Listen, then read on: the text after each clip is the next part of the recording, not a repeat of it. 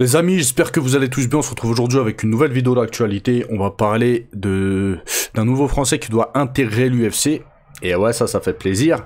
On va parler de Paddy Pimblett, d'Amin Ayoub, Michael Lebou. Vous allez voir que ça chauffe un petit peu entre les deux. Ça se taquine et normalement, voilà, ils sont prêts. Potentiellement, ils vont combattre là. Au KSW, je crois. Ouais, c'est KSW, je crois. Dans quelques mois. On va parler de Baki. Je vais vous montrer un petit sparring de lui. Comme ça, vous pouvez apprécier sa boxe, etc. On va parler de Chandler. Bref, on va faire un petit peu le tour des réseaux sociaux, les amis. Et on commence tout de suite avec Amin Ayoub et Michael Lebou. Attendez, je vous mets ça, les gars. Bougez pas. Hop, hop, hop. Voilà. Attendez, je vais vous zoomer. Tac. Donc on le sait, hein, ça chauffe entre les deux. Ça chauffe gentiment entre les deux sur les réseaux sociaux. Et là, il y a quelques jours, le 22 mars, avant-hier, ils ont pu discuter de vive voix. Donc on les écoute, les gars. Le 10 mai, à Lyon, au KSW.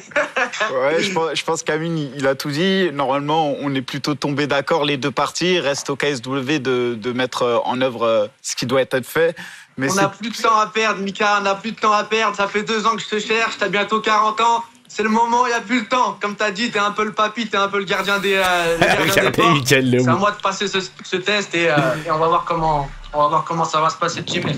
Moi, aujourd'hui, j'ai le rôle de commentateur. Je vais rester dans mon rôle. Je vais avoir la parole un peu moins libre que sur les réseaux. Mais ne t'inquiète pas, Amin, ça sera avec plaisir qu'on va discuter le 10 mai. Mais vraiment, et sans tabou, j'espère. J'espère que cette confrontation va avoir lieu. Il y en a beaucoup sur les réseaux sociaux, etc. qui disent, ouais, Amin Ayoub est favori, etc. Enfin, il y en a beaucoup. J'en ai vu des gens qui sont influents dans le monde du MMA. Moi, je suis pas du tout d'accord. Pour moi, Michael Lebou, malgré son âge, reste meilleur sur le papier. Voilà. Après, Amin Ayoub, on sait, hein, il a pas peur de la confrontation, il n'a pas peur des échanges, etc. J'espère que le combat aura lieu. Dites-moi si vous êtes hypé ou pas. Comme je vous avais dit, je suis pas très hypé par les combats franco-français, mais après, ça dépend du combat. Voilà. Donc là, ouais, je suis hypé, ouais, normal, quoi, normal. Maintenant, les amis, voilà, comme vous pouvez le voir, bientôt de nouveaux Français à l'UFC. Absolument. David Chow, le vice-président de l'UFC, confirme qu'il y aura une prochaine signature française. On n'en sait pas plus. Qui ça pourrait être? Axel Sola, peut-être? Moi, je me dis peut-être Axel Sola. Peut-être Younoussov, aussi. Parce qu'il est bon, hein, Younoussov. Voilà, il est bon. Il faut dire la vérité, je parle très peu, voire quasiment pas de lui. Mais il est bon, il est chaud. Donc, ouais, peut-être Axel Sola ou Younoussov, je pense. Ou peut-être je me trompe totalement, ça va être un mec, on se serait pas douté. On verra bien en tout cas. En tout cas, un nouveau Français à l'UFC, ça fait plaisir. Je pense que ça, tout le monde est d'accord.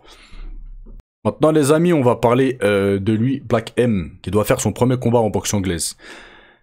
Donc, il est chaud pour affronter Alpha Hierro Manzaré, actuel champion PEF chez les moins de 70 kilos. Voilà, on va l'écouter, les gars. C'est fort possible qu'on me voit boxer cette année. Face à cet homme-là? En quelle discipline? En boxe anglaise? En anglaise, j'irai pas m'aventurer ailleurs. Non, mais c'est pour que les termes soient posés. Et puis, comme je découvre... Mais en plus, je lui ai dit sur les réseaux, je lui ai dit, si tu veux, en anglaise, on se règle quand tu veux. Maintenant, les amis, on va parler d'Oliveira, qui a pris la parole concernant Topuria.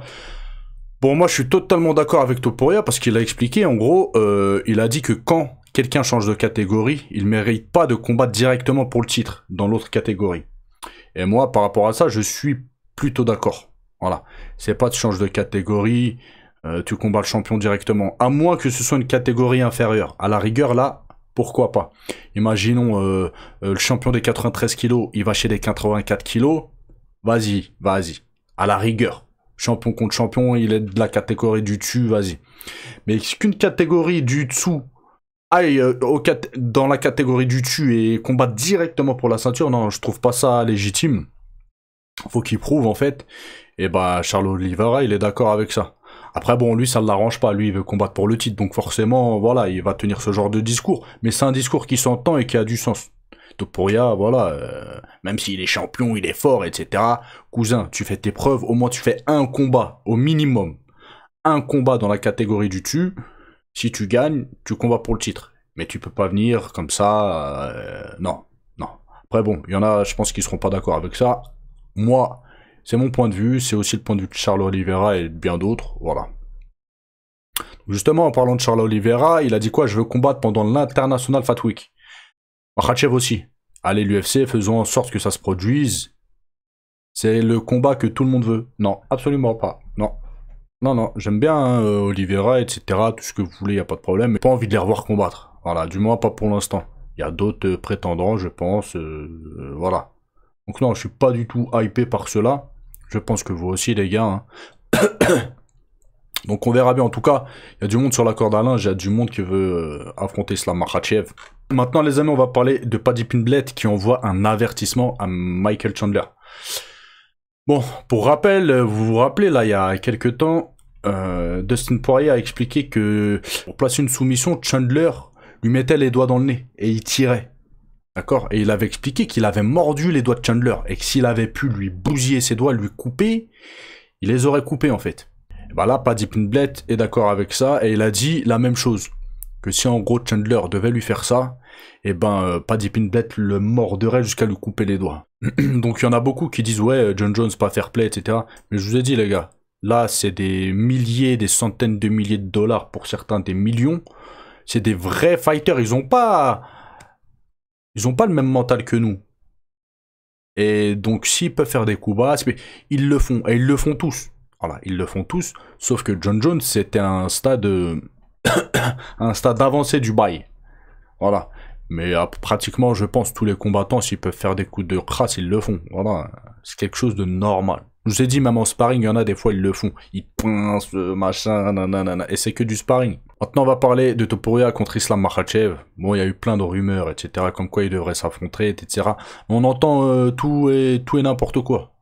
On entend, ils combattent pas. On n'en sait rien. C'est signé, c'est pas signé, bref. Donc Joe Rogan a pris la parole concernant ce potentiel duel et il a dit quoi? Je ne pense pas que Makhachev vs Topuria va se produire. Je me demande ce qu'ils vont faire avec Topuria. J'aimerais voir Topuria vs Oliveira. Oliveira est grand en taille, dangereux partout, un énorme avantage d'allonge. Ces littleweights sont vraiment costauds. Islam est énorme. Bah vous voyez tout à l'heure, je vous parlais justement de Topuria contre Islam Makhachev directement. Non. Non, je serais pas chaud. Par contre, un Topuria contre un Charles Oliveira, les gars, je signe direct. Je signe directement. Je sais pas ce que vous en pensez, mais je pense que Dana White devrait faire ce combat-là. Ce serait vraiment très très intéressant, je pense. Et vu que les deux, c'est deux gros champions, bah, ils nous régaleraient. Hein. Et après, à la rigueur, celui qui gagnerait ce combat-là, il pourra affronter Islam Makhachev pour le titre. Voilà. Ce serait une bonne alternative, je pense. On continue, les amis, avec Chandler qui veut gifler Nate Diaz. Bon, les amis, Chandler... quand bien même il a toujours pas combattu contre Pimblett, il pense déjà à l'après-combat. D'accord? Et il a envie d'affronter Nate Diaz. Et il a dit quoi? Qu'il le giflerait. Il a dit, je vais le Nashville Slap.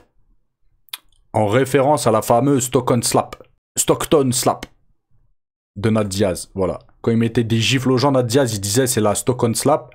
Et là, vu que Chandler vient de Nashville, et ben il a dit je vais te Nashville Slap. Vous avez capté ou voilà quoi.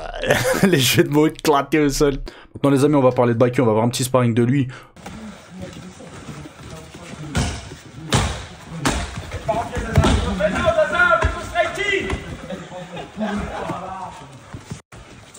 Zaza, mets ton striking en place, tu piques, tu sors, Reste pas dans la cage. Touche. Tu peux pas le toucher, je te vois.